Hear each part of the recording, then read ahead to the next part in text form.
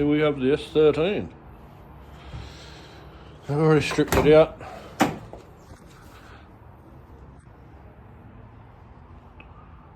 Cleaned all the stuff out of the best we can. She's gutted. Cage is just sitting in here. It's only half a cage, obviously. Going to paint all that up. Getting an aluminium dash. Got a bit of rust down here to sort out. I'm going to cut all that out. Got some paneling to put in there. Weld her in. A little bit. Where was it? Down there. Just in the edge there. And there's a little bit on the underside of that sill over there. I've already ground out some of the stuff that was all up in this, eating into that. Just ground it all back till it was clean and just hit it with some regular paint just for a bit to stop it.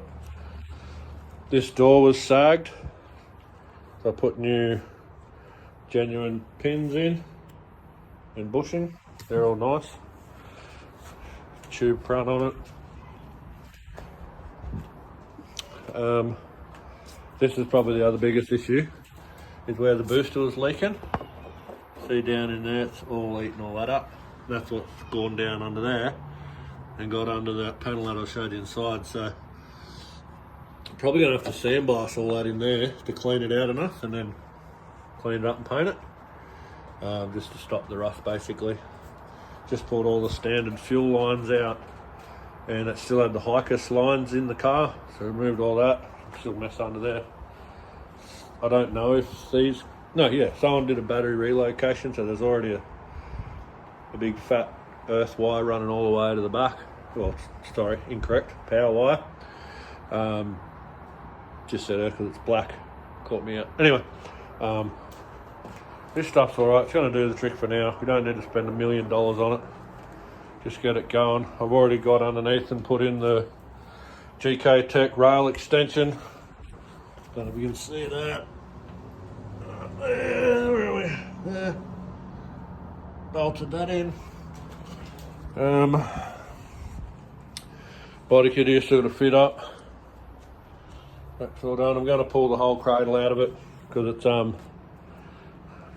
just doesn't look very good and it's a bit crusty. And I'm going to weld in the full GK Tech strengthening kit for the rear cradle, and some other bits and pieces just to strengthen it up because we will be putting a fair bit of power through it. And we've seen what Mitch Pullen done to his rear control arms and stuff when he was putting some power through it and just started twisting them all out of the car. So we'll get those strengthening kit for the cradle and those lower arms and weld all that in. I'm probably never going to put as big a rubber as what he was running on his, but who knows? We'll see what happens. But I've got to order the aluminium dash from Lead Run Motorsport, and I'm going to run the rear like crash jack bathing in there as well. Pretty good quality stuff he does out there, and it's reasonably priced for what you get. So getting all that, just the aluminium dash. I've got a control panel to put in the front here. That's just all your basic stuff to get it going. And I'll just be running some autometer critical gauges, just some oil pressure, oil temp, water temp, and a tacho.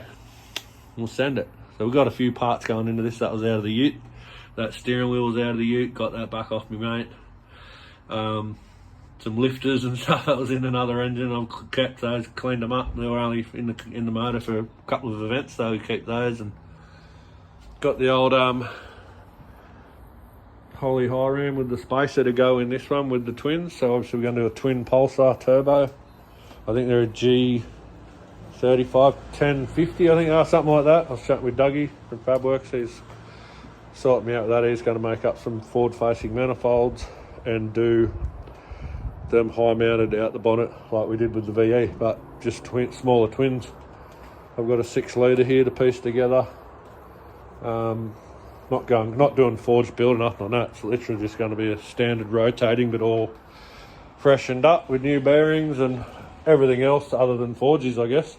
But we're not going to be running massive amounts of boost in this, so I'll probably have a look to run 7 or 8 pound or something like that and make that 550, 600 be more than enough.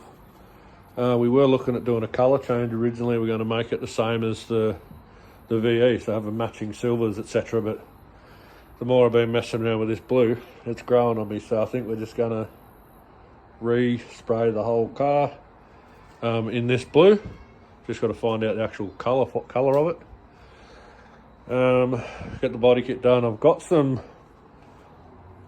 older style Rocket Bunny front guards for it, but they're only, I think they're 25mm over, but they're a bit banged up. There's some broken bits and pieces, and I'm just not fully sold on them now that I've actually got them here. So I'm probably just going to buy new guards. You know, the little wide body ones with the vent on them. I think they're like $500, but don't really want to spend that kind of money on guards, but what do you do? These things hang out a mile with this lock kit or whatever it is that's in this. It was in it when I got it. So you can get an idea.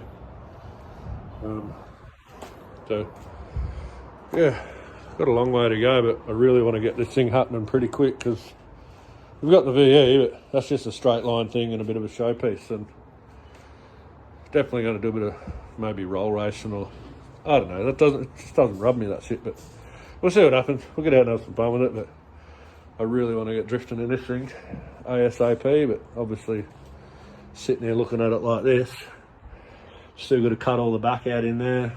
But I'm going to mount a fuel cell in there, like cut the floor out, make my own floor, mount the fuel cell, and then just run a smallish surge, maybe not small, maybe like a 2 litre surge and a couple of pumps. Run some fuel line through. I'm still going to make the call if we're going to do a go to the drama of doing the whole rear mount radiator deal. Cutting all this out and doing the Lexan rear and cutting that in and putting it in here, and it's a lot of work, and I just don't know if I need to do that. Being with the tube front, we can probably easily get a full normal size radiator in here, front mount here, plenty of room in there to run the cooler. If I don't have to, I'm not gonna, because it's just going to add massive amounts of work and dollars. Other than the engine and driveline, I really don't want to throw mecca bucks at this, because then I just don't want to drive them too hard because there's too much dollars in them, and that's just stupid. So this thing I want to get together, have a solid engine driveline, and then just go out and absolutely drive the doors off it.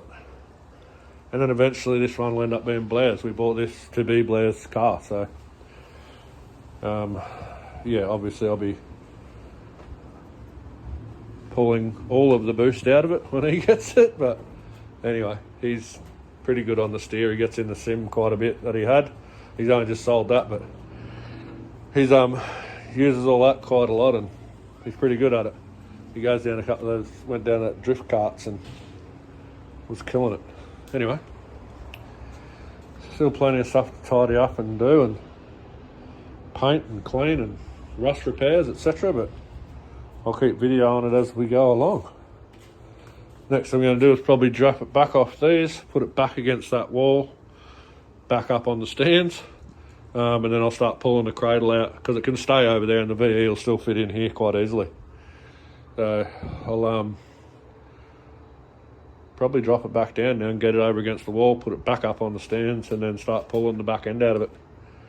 And I'll order up that rear welding kit, I'll order the alloy dash, and the crash bar can come whenever, but it's from the same joint as the dash at Lead Run Motorsports, so I may as well just order them at the same time so I'm not copping the postage twice, because I'm too lazy to drive out the Jimboomba. Anyway, hopefully we get the VE back in the next week or two and get some videos of that happening. Anyway, have a good one. Talk soon. Time to eat some hot chips.